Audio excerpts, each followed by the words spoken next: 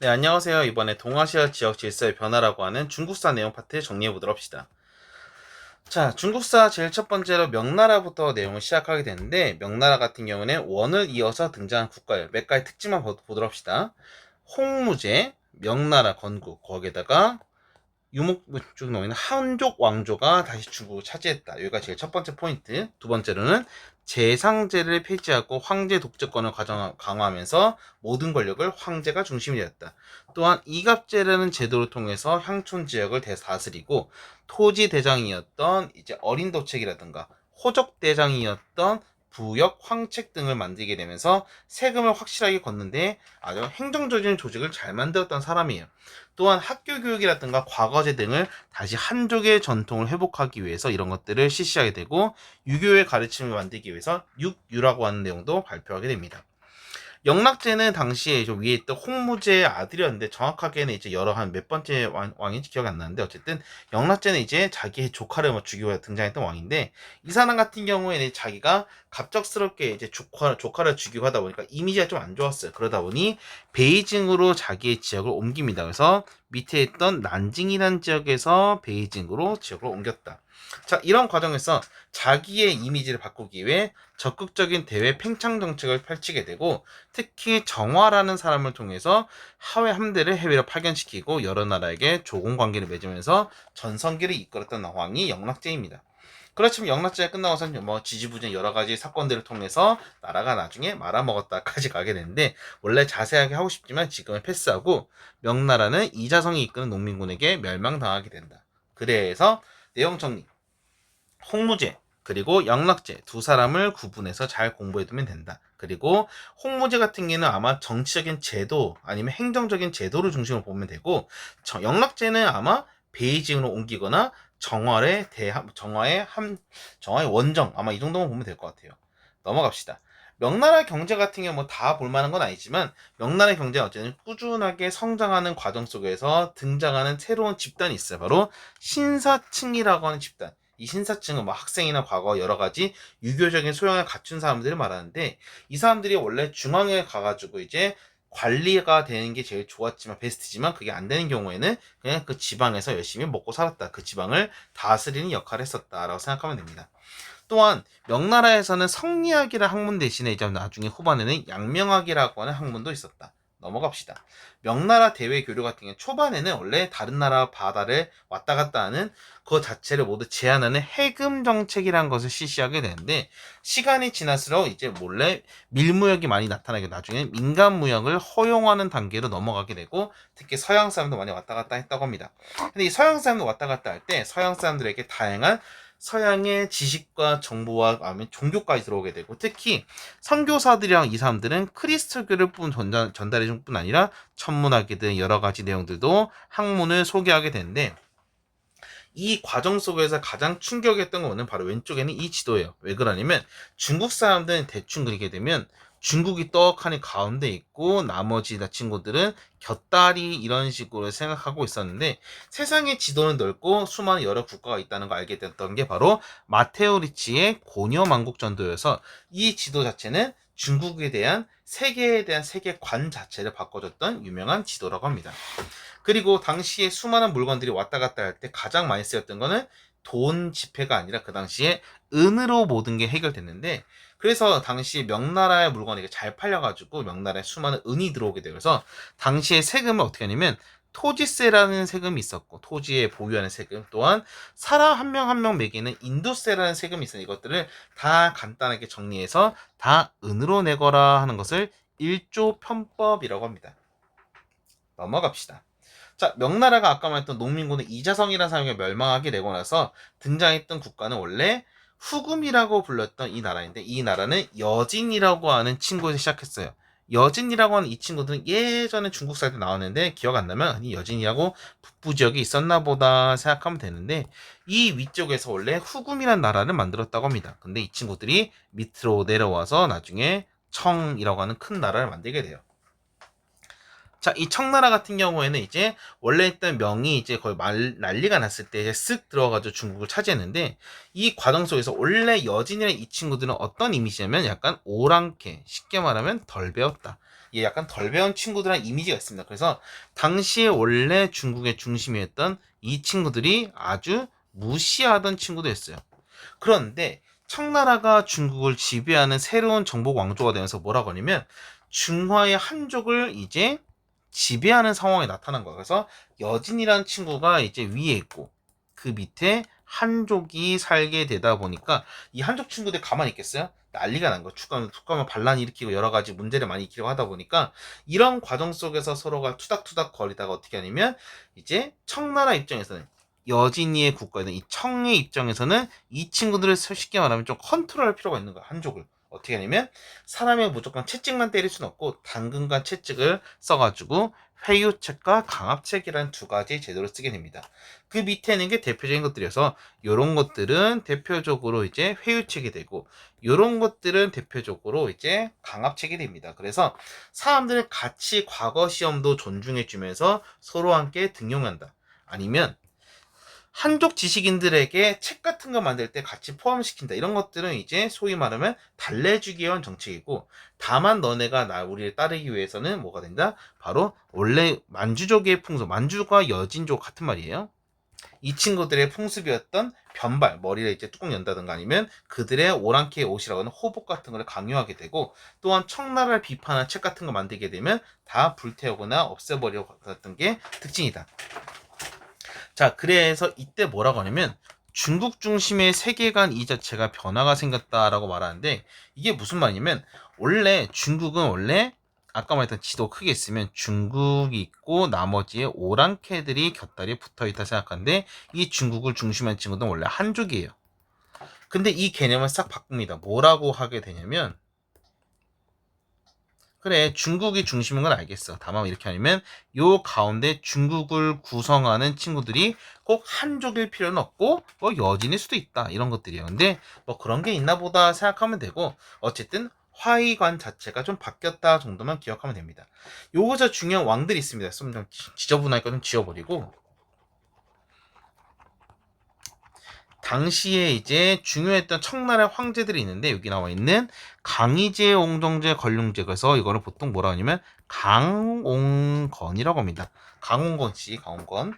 이 사람들이 이제 최고의 전성기를 맞이하게 되면서 특히 마지막 걸륭제 때는 중국의 최대 영토까지 확보했던 게 특징이었다. 자, 이렇게 청나라가 잘 나가는 과정에 청나라의 경제와 사회를 한번 살펴보게 되면 이때쯤에는 명나라가 훨씬 더 크게 농업 생산량이 늘어나게 되고, 특히 예전에 중국을 이제 크게 반 가르게 되면 밑에 지역을 강남제방이라고 하는데, 이 지방에서는 상업도시도 번영하면서 상당히 크게 번성하게 돼요. 이 과정 속에서 원래는 명나라의 지배층인 신사란 이 친구들도 그대로 청나라와 협조하면서 여전히 사회의 중심 세력을 이루었다. 그래서 명나라 시대든 청나라 시대는 똑같이 지배 세력은 누구다? 바로 신사였다. 자, 이런 과정 속에서 약간 근데 그럼에도 불구하고 원래 한족 출신들 중에서 이번 정치는 참여 뭐 하기 싫어 이러면서 현실 정치를 멀리하고 경전이라도 옛날 책들을 연구하는 이런 학문들을 고증하기로 하게 되고, 특히 걸륭제 때는 아까 말한 강옹건, 마지막에 건이에요. 걸륭제 때는 뭐라고 하냐면 수많은 책들을 백과사전, 쉽게 말하면 우리의 백과사전을 모아서 사고전서라는 책을 만드는데, 나중에 한번 구글에 찾아보면 사고전서 책 진짜 많습니다. 그리고 뭐 청나라 때도 똑같이 명나라가 비슷하게 뭐 서민을 상대로 하는 여러 가지 문학과 오락도 발달했다. 그러면 청나라의 대외교류, 다른 나라와 관계는 어땠는가 좀 보게 되면, 원래 처음엔 잠시 바다를 막는 해금 정책을 하긴 했지만 나중에는 일부 항구를 개항하고 허용하게 됩니다.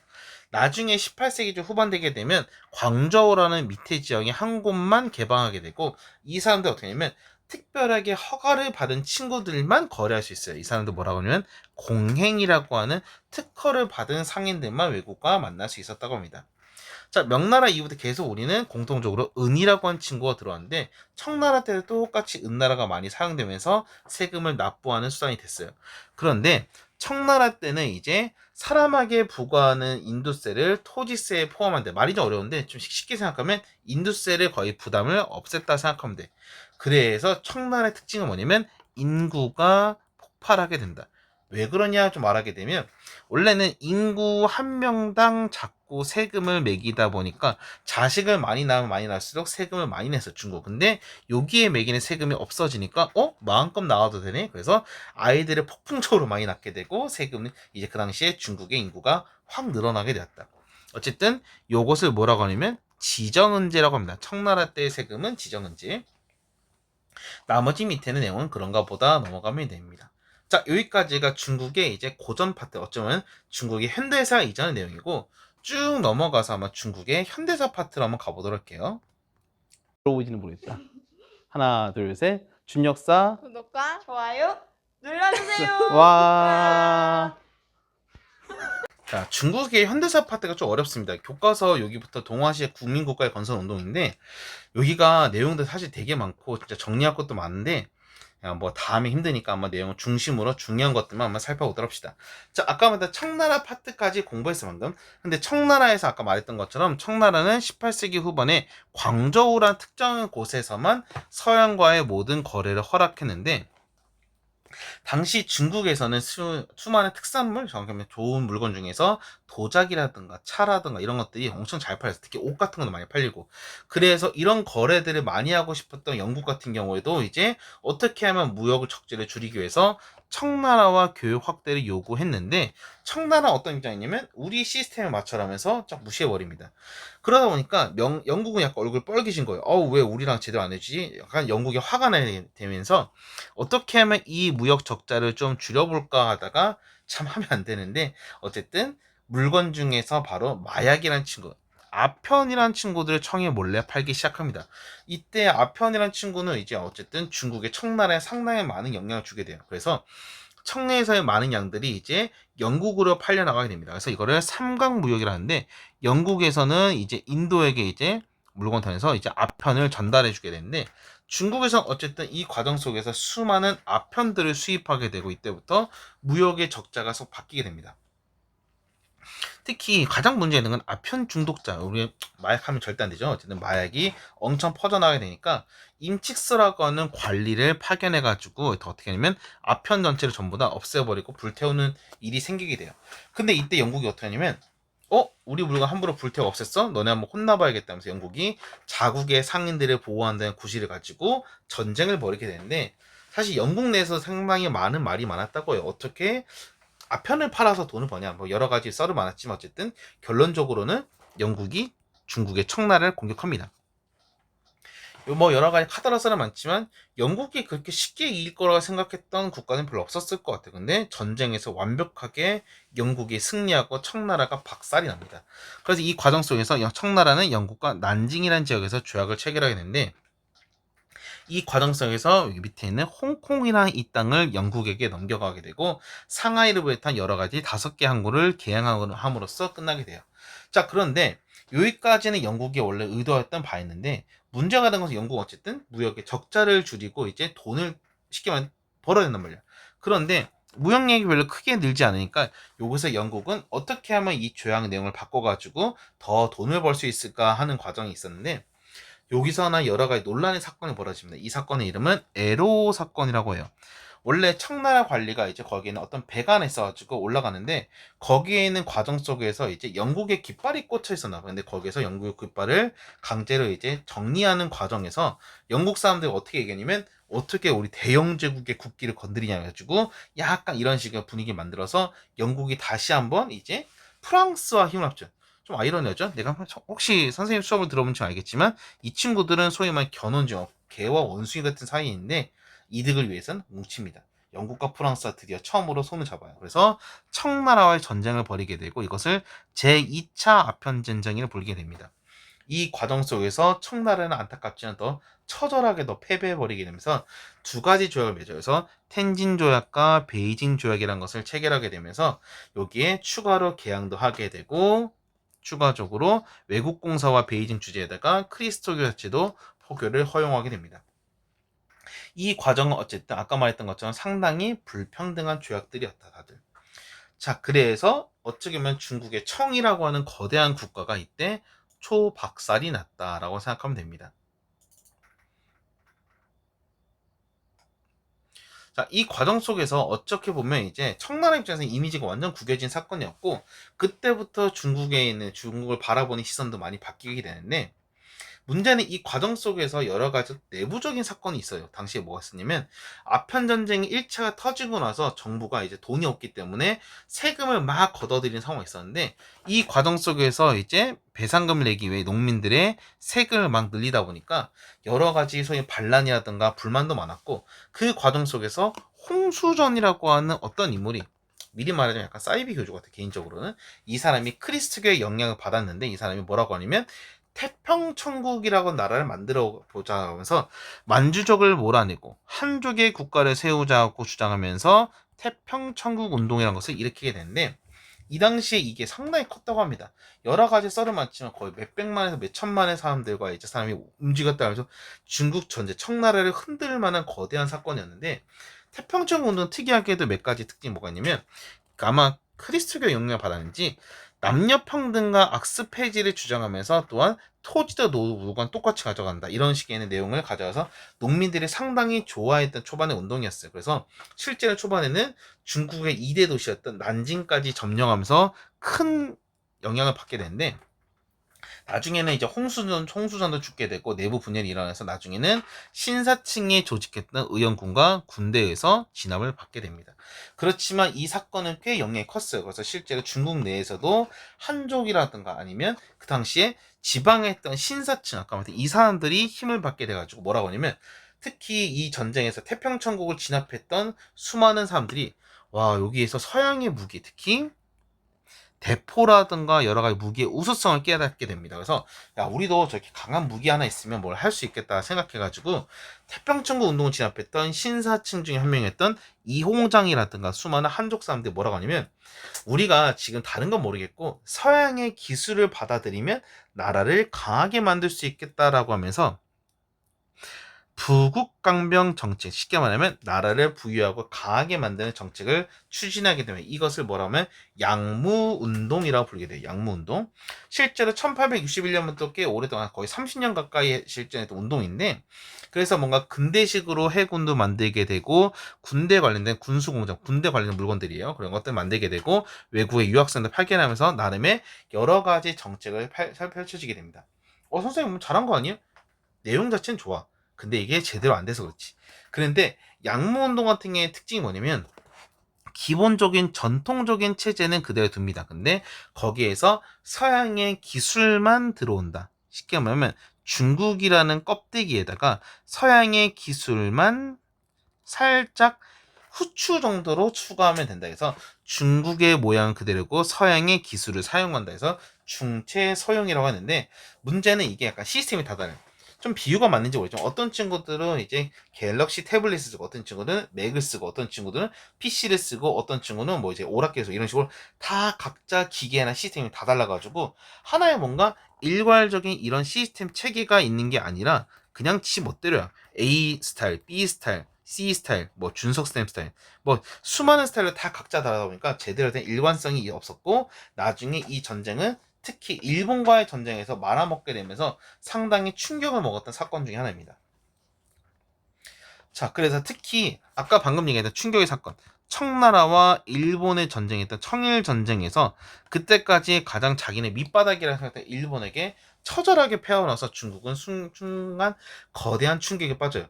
야, 우리가 만만했던 일본을 이제 이길 수가 없겠구나. 그래서 청나라의 전쟁에 패배하고 나서 외국의 간섭이 더 심해지니까 중국에서 뭐라면 열강의 중국 주변의 강한 국가에게 망할지도 모르는 위기감이 높아지면서, 당시에 조금 이제 유학을 다녀왔던 똑똑한 친구였던 캉유웨이라고 하는 사람이 있는데, 이 사람이 뭐라고 하냐면, 우리가 일본한테 진 거 맞아. 그렇지만 일본한테 배울 건 있단 말이야. 그래서 뭐라고 하냐면, 일본의 당시 최고의 개혁이었던 메이지 유신을 모방해서 우리도 제도적인 모든 개혁을 해야 한다고 주장하게 됩니다. 그래서 실제 그 당시에 새롭게 등장한 황제는 이제 그 캉유회를 지지해서 뭐라고 하냐면, 한번 너네가 해보고 싶은 대로 해봐 하면서 의회를 설립하기도 하고 입헌군주를 하게 되고 상공 쭉 이런 것들을 했는데, 내가 왜 쭉 이렇게 말하냐면, 문제는 이제 모든 게 갑작스럽게 많이 변한다는 것은 그만큼의 반대 세력도 등장하는 뜻이거든요. 실제로 변법자가 운동이 막 일어나게 되니까 당시에 원래 권력을 가지고 있었던 이제 그 당시 왕의 다른 이제 왕 어머니 쪽에 관련된 서태후라고 하는 인물이 있는데 그 사람이 뭐라고 하냐면 야 이런 식으로 굴러가면 말이 안 된다면서 진짜 약간 우리나라 한국 사람 같은 흥선대원군과 비슷한 캐릭터라고 볼 수도 있어요. 물론 그 결은 다릅니다. 어쨌든 서태후라고 하는 사람을 중심으로 해서 더 이상 이런 건 말이 안 된다 해서 100여일 만에 중단되게 돼요. 혹시 한국 사를 좀 공부해본 친구라면 기억이 날지 모르는데 우리나라 약간 갑신정변과 비슷한 캐릭터예요. 물론 갑신정변은 3일 만에 망했고 여기는 한 100일 가까이 갑니다. 자, 변법자강 운동을 통해서 아까 말했던 캉유웨이와 예전에 황제세는 다 망해버리게 되고 이 모든 권력을 서태후라는 사람이 다 가져가게 되는데 이런 과정 속에서 개혁도 말아먹었죠. 양무운동도 말아먹었죠. 변법자강도 다 안 되는 상황에서 수많은 강대국들이 모든 권력을 뺏어가면서 중국 사람도 뭐라면 외국에 대한 감정이 나빴다 해서 반외세 감정이 더욱더 올라가게 됩니다. 이런 과정 속에서 당시에 특별한 어떤 무술 같은 걸 배웠던 의화단이라고 있는데 이 의화단이 뭐라고 하냐면 우리가 이제 소위 말하면 무술이라든가 어떤 기, 도 이런 걸 통해서 뭔가 이제 도를 잘 닦아가지고 강한 기술을 가지게 되면 우리가 힘을 써서 이제 청나라를 도와서 서양 세력들을 전부 다 없애버리자. 이거를 네 글자로 청나라를 부양하고 부청, 멸량, 양놈들을 정확히 하면 서양 세력들을 멸망시키자라는 구호를 내고 당시에 서양에 연관했던 선교사라든가 교회, 철도 등을 다 공격했던 사건이 의화단 운동이에요. 이화단 운동은 실제로 중국의 수많은 농민들도 참여하게 되면서 이제 베이징에 있는 뭐 외국에 있는 외교 공사관 같은 것도 공격하게 되고 난리가 났는데 이 과정 속에서 서태후도 이제 지지를 하면서 역시 의화단 운동 훌륭해 쫙쫙쫙 하면서 이제 전 국민적인 사건이 벌어지게 되는데 문제는 이제 영국과 일본도 가만히 있잖아요. 그래서 수많은 여러 국가들이 이제 8개의 연합군이 합쳐져 가지고 의화단을 초박살내 버립니다. 여기서 서태후라는 사람은 쓱 반대로 돌아서요. 의화단은 나랑 관련 없어 하면서 어쨌든 이 과정 속에서 청나라는 이제 오히려 모든 쑥대밭이 된 이 상황 속에서 8개 국가들에게 난리가 나게 되고 강대국도 열강의 요구에 따라서 신축조약이라는 것을 체결하게 되는데 여기서 어마어마한 배상금을 지불하게 되고 또한 외국의 군대가 수도에 있는 것을 허용하게 됩니다. 그래서 청나라는 이미지가 더욱더 구겨졌다. 자, 이제 마지막입니다. 의화단 운동이 실패하고 나서 청나라 같은 경우는 어떻게든 이것들을 고쳐보기 위해서 예전에 있던 뭐 양무운동이라든가 아니면 캉유회에 있던 변법자강 운동을 다시 살짝 고쳐가지고 신식 군대를 편성하고 상공을 진행하는 등 여러 가지 개혁을 추진하게 돼요. 또한 저번에 했던 이제 입헌 군주제 이런 것들을 받아들이면서 의회를 설립하게 되고 헌법도 만들게 됩니다. 그런데 뭐든지 개혁이란 건 다 돈이 많이 필요하거든. 근데 돈이 없었던 청나라는 이게 쉽게 잘 이루어지지 못했어요. 그래서 오히려 어떻게 생각하냐면 이런 제대로 된 서양을 막아내지 못했던 청나라 그 자체가 문제다. 청왕조를 몰아내고 새로운 정부를 만들고자 하는 여러 가지 혁명 운동이 발생하게 되는데 그 중에서 가장 중요한 인물은 순원이라는 분이에요. 순원. 자, 순원이 뭐라고 하냐면 당시에 이제 원래 있던 청나라는 이제 글러먹었다. 이제 새로운 국가를 만들어야겠다라고 생각했던 사람인데 이 사람은 원래 처음에는 일본에서 중국의 동맹회라는 조직을 만들게 되고 삼민주의라고 하는 사상을 내세우게 되는 꽤 중요합니다. 삼민주의. 이 삼민주의가 어떤 내용인지는 아래에 있겠지만 여기는 민족과 민권, 민생. 그래서 이 내용 한번 읽어보세요. 시간 없으니까 넘어갈게. 어쨌든 이걸 통해서 혁명운동을 주도하게 되는데 당시 청나라에서는 좀 해프닝이 했습니다. 어떤 상황이었냐면 개혁을 추진해야 되고 이제 신축조약을 통해서 돈이 엄청 막 들으면서 여기서 민간들이 철도를 만들었거든. 근데 이것을 갑자기 국가가 뺏어버리겠대. 국유화시키고 이를 담보로 외국에게 돈을 빌리려고 했는데 여러분 생각해봐. 자기가 열심히 물건 만들었는데 그것을 국가가 뭐라고 하냐면 응, 내 걸 가져갈게. 이걸 가지고 내가 사업 좀 벌릴게 하는 거야. 갑자기 또 내 재산 뺏기네? 거기에서 이제 수많은 거기 당시 철도를 가졌던 민간인들도 분노하게 되고 이 과정 속에서 우창이라는 요 지역, 빨간색 지역에서 이제 혁명 사상을 영향했던 군대들이 쉽게 말하면 봉기 일어나게 되는데 이 과정 속에 여러 성이라는 것은 우리 캐슬이 아니고요. 여러 뭐 경기도 무슨 도 같은 이제 하나의 지역이라는 이름 생각하면 돼. 지역. 이런 사람들 호응해서 나중에 독립을 선언하게 되면 신해혁명이라 부르게 돼요. 이 과정 속에서 혁명 세력들은 누구를 자기의 대표로 할 것인가 하다가 여러 지역에서 활동을 했던 아까 밑에 있던 이 남자 순원을 임시 대총통으로 내세우게 되고 중화민국이라는 나라를 만들게 됩니다. 그래서 이 중화민국 여러 지역들, 초록색 이 지역들 다 이제 난리가 난 거예요. 자, 청나라 어떻게든 막아야 됩니다. 이걸 막기 위해서 당시에 군대를 이끌었던 위안스카이라고 하는 이 남자를 이제 파견했는데, 위안스카이 나중에 한번 설명할 수 있는지 모르겠지만 이 사람도 참 이상한 인간이야. 이 사람은 오히려 자기가 황제가 되고 싶어 했어. 그래서 청나라를 어떻게 하면 오히려 망가뜨리는데 한 일조한 사람이 어떻게 하냐면 오히려 요 순원과 타협을 합니다. 그래서 청나라의 황제를 쫓아내버립니다. 대신 여기서 뭐라고 하냐면 이 과정 속에서 위안스카 이렇게 딜을 해요. 순원 네가 힘이 세다고 하지만 제대로 군대에 붙으면 너네가 아마 질 수도 있다. 그래서 내가 청나라의 황제를 쫓아내는 데는 합의하겠다. 대신 오히려 내가 그 대표가 되겠다 해서 이게 대총통으로 오히려 위안스카이가 선출이 됩니다. 그래서 이 과정 속에서 이제 순원이 좀 기분이 나빠하긴 했지만 이 과정 속에 오히려 이제 위안스카이가 어떤 말이 되면 자기가 황제가 되고 싶었기 때문에 오히려 혁명파들을 탄압시켜버리고 오히려 자기가 옛날에 아까 청나라 황제처럼 황제 체제를 부활을 시도하면서 스스로 황제에 오르지만 금방 죽어버려요. 그러다 보니까 중국은 엉망진창이 됩니다. 그래서 다시 정리하게 되면 순원은 아까 말했던 자리에 물러나가 위안스카이가 이제 모든 걸 정리하게 되는데 지가 갑자기 황제에 오르면서 급발진하다 보니까 난리가 나게 되고 중국에서는 여러 지역들의 각 지역마다 동그라미 친 모든 지역에다가 군인들이 등장해 이것들을 뭐라면 군벌이 하게 되고 중화민국은 한동안 혼란을 겪게 됩니다. 와, 내용이 진짜 많죠? 자, 그럼 한번 내용을 좀 다르게 한번 정리해서 좀 깨끗한 데로 좀 보게 한번 내용 정리해 보도록 합시다. 자, 중국 근대사 파트예요. 근대. 아까 제일 첫 번째가 뭐였냐면 바로 마약에 관련된 아편 전쟁이 있어요. 아편 전쟁을 통해서 여러 가지 사건이 있었는데 아편 전쟁은 1차와 2차로 나옵니다. 아편 전쟁은 제일 첫 번째로 한 다음에 중간에 이제 에로 사건이라고 하나 있었고 두 번째로는 2차까지 이루어지게 되면서 중국은 이제 영국이라든 수많은 국가에게 짓밟히게 됐다. 이 과정에서 제일 첫 번째가 이거였고 두 번째는 이 과정 속에서 중국 내부에도 한번 난리가 났는데 그건 뭐냐면 중국에 있는 크리스트교의 신자였던 홍수전이라는 사람이 이제 반란을 일으켰던 태평천국 운동이에요. 태평천국.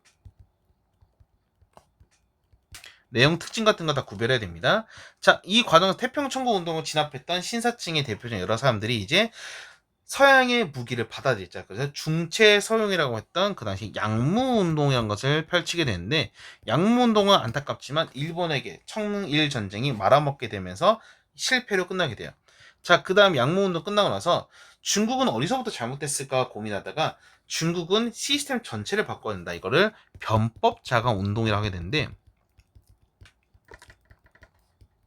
변법자강 운동 같은 경우에도 이제 당시 중국의 보수파였던 서태후 이런 사람들이 이제 공격하면서 말아먹게 되고 이 과정 속에서 당시에 이제 의화단이라고 하는 중국의 작은 조직이 있었는데 이 사람들이 이제 서양 것들을 몰아내야 된다 해서 일어났던 반란을 아까 말했던 의화단 운동이라고 합니다.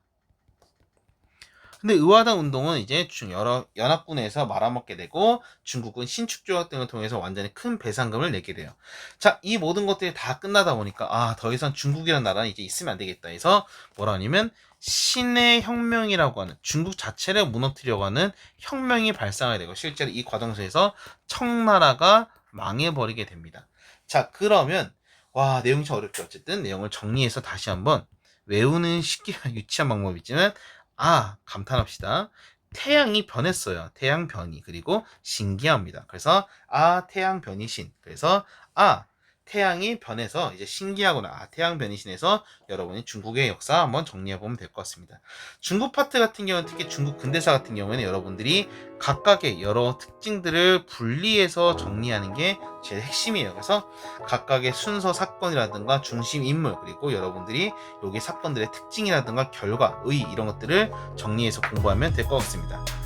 중국사 파트 내용이 쉽지 않습니다. 그렇지만 어쨌든 내용 공부하는데 큰 도움이 됐길 바라면서 이것으로 내용 마치겠습니다.